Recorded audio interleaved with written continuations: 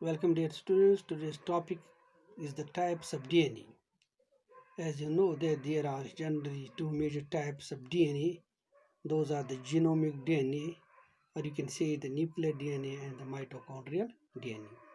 आज हम DNA types जो डिफरेंट टाइप्स हैं उनके पर बात कर लेंगे। तो जनरली DNA के दो टाइप्स है, बड़े टाइप्स। एक तो जीनोमिक DNA है जिसको हम ज़्यादातर न्यूक्लियर DNA बोलते हैं, and then another one is the mitochondrial DNA. Genomic DNA or nuclear DNA, it comprises the genome of an organism. ये वो DNA है जिसको हम अक्सर बोलते हैं कि एक ऑर्गेनिज्म का जीनोम है। ये जैसे जीनोटाइप हम कहेंगे। एक ऑर्गेनिज्म के अंदर जो जीन्स है तो उस वो क्योंकि आप जानते हैं कि ज़्यादातर कहाँ पे होते हैं, क्रोमोसोम्स पर, और क्रोमोसोम कहाँ पर होते हैं, न्यूक्लियस के अंदर। सो इसको हम जीनोमिक या न्यूक्लियर डीएनए भी बोलते हैं। It is separate across 46 chromosomes leading to an expression of genetic traits. अगर हम ह्यूमन बीइंग्स की मिसाल लेंगे, 46 क्रोमोसोम्स है तो पूरा ह्यूमन बीइंग का जो जीनोम है वो इन 46 क्रोमोसोम्स के अंदर ऊपर फैला हुआ है। The genomic DNA controls expression of the various traits in an organism. Genomic DNA जो है वो ज़्यादातर, या हम कहेंगे कि मोस्टली जितने भी ये ट्रेट्स जो है उनकी एक्सप्रेशंस को वो कंट्रोल करते हैं।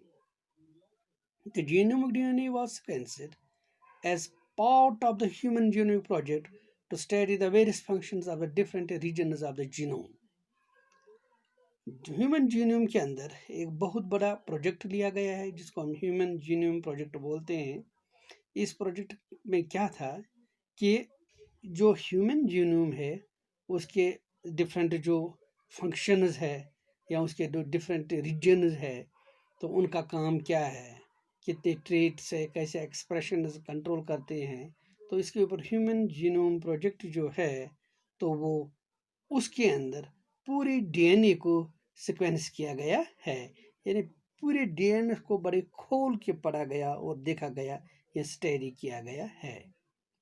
यूजुअली ड्यूरिंग डीएनए रेप्लिकेशन क्या होता है दैट ड्यूरिंग, अक्सर हम देखते हैं कि जब डीएनए रेप्लिकेशन होती है वहाँ रिकम्बिनेशन ऑफ जीन्स होती है, जो हमने लिंकेज या क्रॉसिंग ओवर में पढ़ा है कि वहाँ पर जब डीएनए की रेप्लिकेशन होती है तो जीन जो है उनमें रिकम्बिनेशन हो जाती है और सीक्वेंसेस चेंज हो जाती है, नई सीक्वेंसेस सामने आती है, जिसकी वजह से एक क्या है कि एक ऑर्गेनिज्म के अंदर कुछ स्पेसिफिक कैरेक्टरिस्टिक्स आते हैं, या हम कहेंगे कि पुरानी स्पेसिफिक जो कैरेक्टर्स हैं उनमें चेंज आती है, नए कैरेक्टर्स डेवलप हो जाते हैं जिस gene इंटरएक्शंस। This way the difference in sequence could be studied from individual to individual. इस तरह हम हर इंडिविजुअल, एक इंडिविजुअल से लेकर दूसरे इंडिविजुअल्स तक क्या है कि देखते हैं कि किस टाइप की उनके अंदर सीक्वेंस डिफरेंस है, जेनेटिक सीक्वेंस डिफरेंसेस है, तो उसको भी हम स्टडी करते हैं। This is very useful in the study of congenital abnormalities. जो आप देखते हैं कि जीन इंट्रैक्शंस की वजह से बहुत सी जो एबनॉर्मलिटीज़ पैदा होती है तो उसको भी हम क्या है कि जीन सीक्वेंसेस की वजह से हम इस एबल होते हैं कि हम उनको स्टडी करते हैं। However, any deviation from the normal DNA regulation will lead to malignancies and other disorders. लेकिन एक बात अभी याद रख दिए, अगर नॉर्मल डीएनए जो डीएनए की नॉर्मल रेगुलेशन है अगर उसमें कोई चेंज आ जाए तो उससे मैलिग्नेंसी हो जाती है, मैलिग्नेंसीज हो जाती है, डिफरेंट टाइप्स ऑफ मैलिग्नेंसीज, और दूसरे कुछ जो डिसऑर्डर्स है वो उसकी वजह से हो जाते हैं।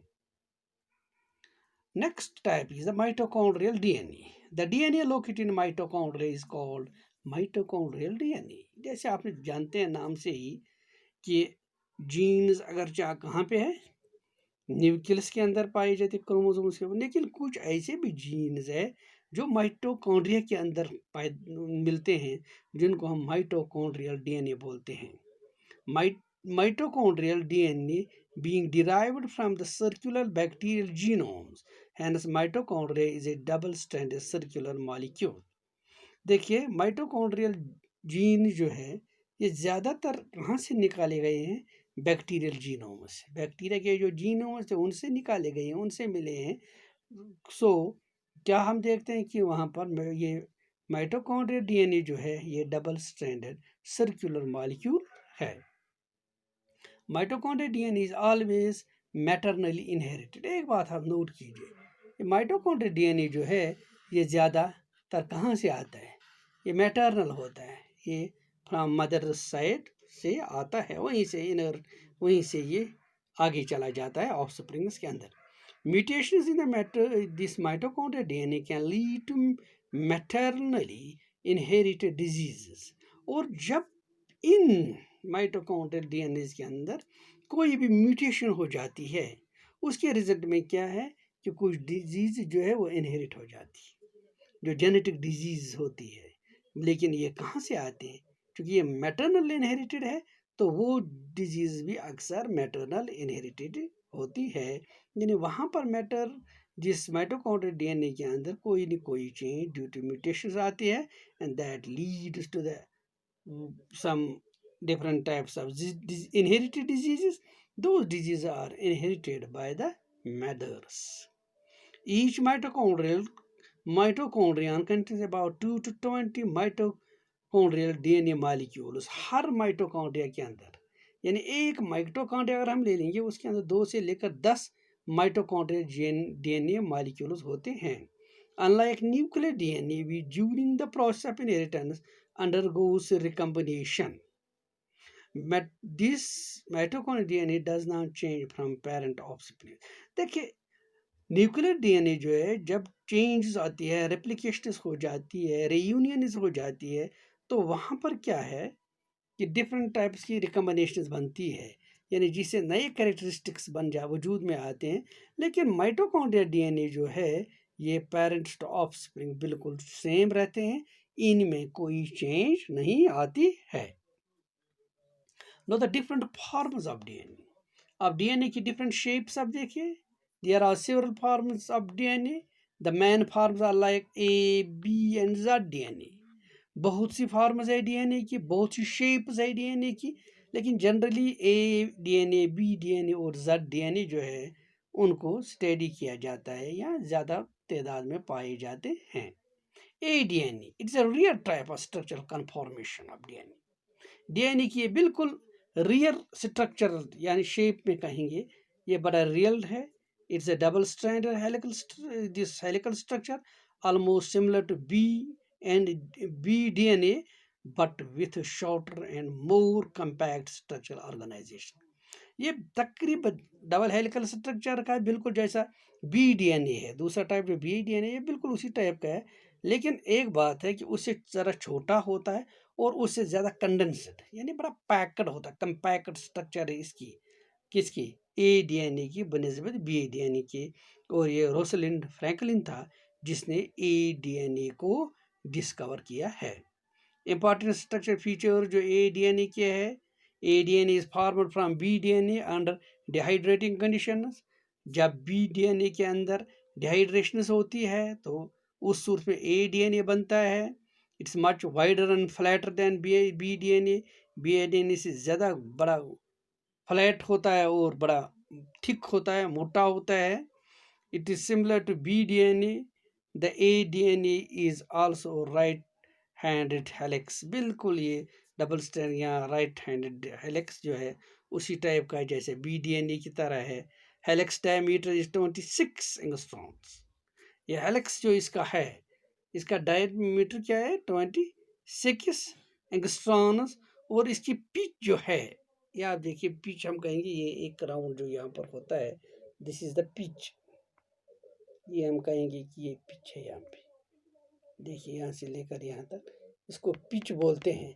और ये है डायमीटर। देखिए ये एक स्ट्रैंड यहाँ से आता है, दूसरा स्ट्रैंड यहाँ से चला जाता है। सो एक से लेकर दूसरी तक जो है दो स्ट्रैंड्स के दरमियान जो डायमीटर है वो 26 एंगस्ट्रॉम्स है। और पिच जो है इनका वो 28.6 एंगस्ट्रॉन उसकी डिस्टेंस है। ADN is 20-25 shorter than BNA due to the small rise per turn। क्या है कि ADN जो है 20 से लेकर 25% छोटा होता है BDN से। किस वजह से? क्योंकि जो पर ये टर्न जो लेता है उसमें क्या है, उसमें छोटी सी राइज होती है, यानी ज़्यादा नहीं है, छोटी सी राइज होती है। ये देखिए ये टर्न उसने लिया है, फिर दूसरा ये, यानी एक छोटी सी राइज इसमें होता है। तो इस वजह से ये 20 से 25% जो है छोटा हो जाता है BDN से, वहीं से भी ओरिजिनेट भी होता है। इट कंटेन्स 11.6 बेस पेयर्स पर टर्न। हर टर्न में नियर अबाउट 12 बेस पेयर्स होते हैं। The distance between the adjacent base pairs is 2.9। दो नज़दीकी बेस पेयर्स के दरमियान डिस्टेंस जो है वो 2.9 एंगस्ट्रॉन्स है। द हेलिकल ट्विस्ट पर base pair is in ADN is 31 degree जो है इसका ट्विस्ट जो बनता है ये 31 डिग्री का बन जाता है। ADN has an axial hole at the centre. Centre में एक एक्सल होल जैसा आपको मिलेगा, जैसे आप यहाँ देखते हैं कि एक होल लाइक स्ट्रक्चर बीच में सेंटर में बन जाती है। In ADN the base pairs are inclined to the helical axis। ठीक है, individual base pairs in ADN are 20 degree tilted with respect to the this helical axis। It has narrow and deep major grooves। दो grooves होते हैं उसमें, एक को बोलते हैं मेजर, दूसरे को बोलते हैं माइनर। मेजर ग्रूव जो है वो नैरो और डीप होता है, माइनर जो है that's wide and shallow. Deoxyribose sugar pucker in ADN is C3 endo form. क्योंकि आप जानते हैं कि शुगर और फॉस्फेट जो है वो बैकबोन बना देते हैं किसकी, स्ट्रैंड की। तो यहाँ की जो है इसकी जो पकड़ है ADN में वो C3 एंडोफॉर्म में होती है।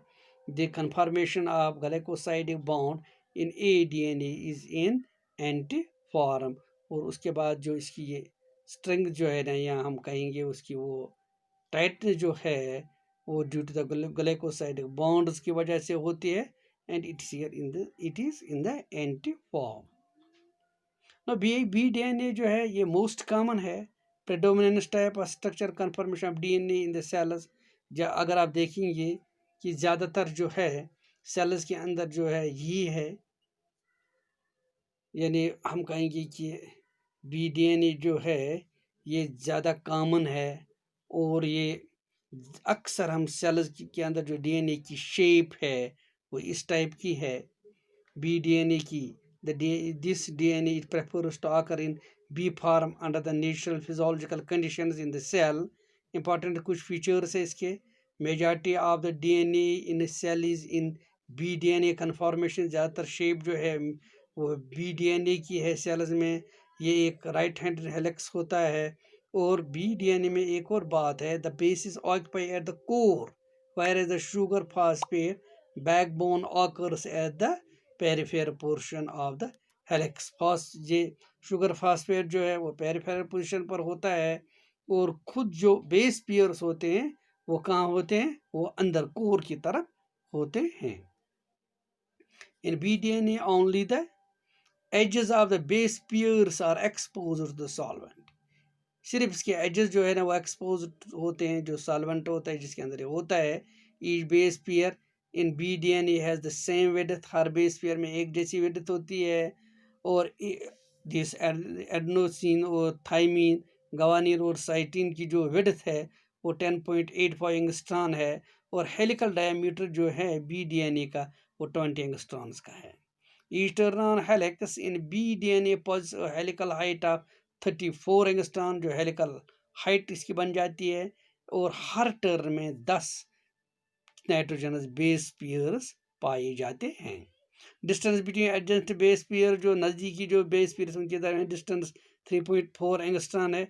इसी तरह ईच बेस पेयर विल है हेलिकल ट्विस्ट जो बनता है वो ऐसे एक ट्विस्ट जो इसका बनता है ऐसे ही दैट इज 36 एंगस्ट्रॉन्स का होता है। The The plan of interstranded hydrogen bonds are perpendicular to the helical axis. It has a solid central core. Major groove जो यहाँ पर वाइड और डीप है, और माइनर जो है वो नैरो और डीप है. शुगर फैक्टर जो है उसकी टाइटनेस C2 एंडोफार्म है, जबकि वहाँ पर C3 एंडोफार्म थी. Glycosidic bond conformation in BDNA is in anti form. और शेप जब आप देखेंगे इसी गैलेकोसाइडिक बॉन्ड की, वो एंटीफार्म में होती है. तो लास्ट की फॉर्म जो है, शेप है डीएनए की, that is ZDNA. ZDNA it is a left-handed double helical conformation of DNA in which the double helix winds to the left in a zigzag pattern. zigzag pattern के अंदर आपको ये नजर आएगा. इसके अंदर बिल्कुल थोड़ी सी डिफरेंस है इसमें, इन शेप्स में. The ZDNA it's a left-handed helical structure है. ये double helix, it winds in A zigzag pattern. Zigzag pattern जो है ना, ये इसका बड़ा मशहूर पैटर्न है, तभी इसको ZDNA भी बोला जाता है. The helical diameter is 18 angstrom का डायमीटर है इस हेलिक्स का. और total height of helix turn is 44 angstrom. जो हेलिक्स की एक टर्न की 44 एंगस्ट्रॉन हाइट है. Nucleotide pairs occurs as nucleotide dimers. Each helical turn that contains 12 nucleotides. The helical turn per base pair is 9 degree for pyrimidine purine, और 51 degree जो है वो purine और pyrimidine स्टेप्स के अंदर है. डिस्टेंस अगर आप देखेंगे ईच न्यूक्लियोटाइड के दरमियान 7.4, यानी दो न्यूक्लियोटाइड्स के दरमियान 7.4 एंगस्ट्रॉन्स की डिस्टेंस है. ZDNA जो है इट पॉइंट्स मोर और लेस फ्लैट मेजर ग्रूव्स है इसमें, और माइनर ग्रूव जो है ना वो नैरो है. यानी मेजर ग्रूव जो है वो क्या है, वो तकरीबन फ्लैट है, जबकि माइनर ग्रूव जो है वो नैरो एंड डीप है. इट सॉलिड कोर सेंटर की तरफ है. And glycosidic bond conformation is anti for pyrimidines and then the synchronotype for the purines. Sugar factor is C2 endo for pyrimidines and C3 endo for purines. So this was about the different forms of the DNA. जो है DNA की दो shapes हमने इसमें पहले types पढ़े हैं, जिसमें जीनोमिक या न्यूक्लियर DNA पर हमने थोड़ी सी बात की है. उसके बाद माइटोकॉन्ड्रिया के अंदर जो कुछ जीन्स पाए जाते हैं, तो उस पर भी हमने माइटोकॉन्ड्रियल डीएनए पर थोड़ा सा इंफॉर्मेशन प्रोवाइड किया आपको. इसके बाद जो डिफरेंट फॉर्म्स है, यानी शेप्स जो है इसके डीएनए के, उसमें ए डीएनए था, बी डीएनए था, देन जेड डीएनए था. हमने ये भी पढ़ा है कि बी डीएनए जो है वही ज़्यादातर वही शेप होती है उसी टाइप की. लेकिन एक बात है कि ADNA जो है वो BDNA से निकल के आता है, और उसके बाद ZDNA जो है ये जिगजैग फॉर्म में होता है. So these were the different types and the shapes of the DNA. This was all about this DNA. Thanks.